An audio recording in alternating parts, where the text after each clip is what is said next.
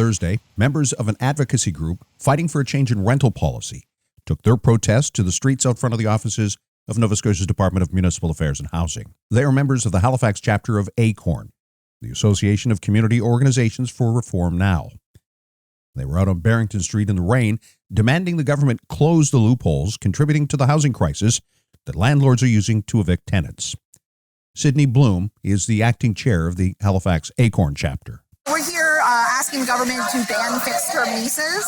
This is a lease that allows tenants or landlords to rent for certain periods of time and then evict tenants without cause at the end of their lease. I hardly talked to a tenant today who isn't renting on a fixed-term lease. This practice is very widespread, and even more widespread is the practice of evicting tenants on these leases, often without cause. I think if we talk to a lot of the folks living on the street today, we hear that they were kicked out on these lease styles, and it creates a lot of uncertainty for tenants. It means, we're living with an axe over our head, right? An unfair eviction could come at any time.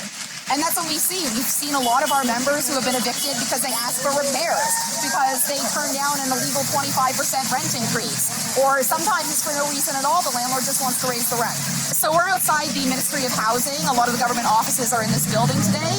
We really want to get across the message directly to our elected officials that we're not going to stand for this anymore. I don't think the province has tenants' best interest in mind, but that's why we're out here. We're not really interested in the government, giving us what we want nicely. We're going to fight for it, and we're going to demand an end to this practice, just like we did with the rent cap.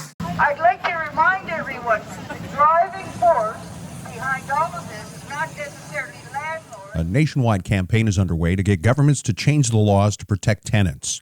Nova Scotia ACORN describes itself as an independent national organization of low and moderate income people fighting for healthy homes, a living wage, and better communities across the province. I'm Sheldon MacLeod for SaltWire.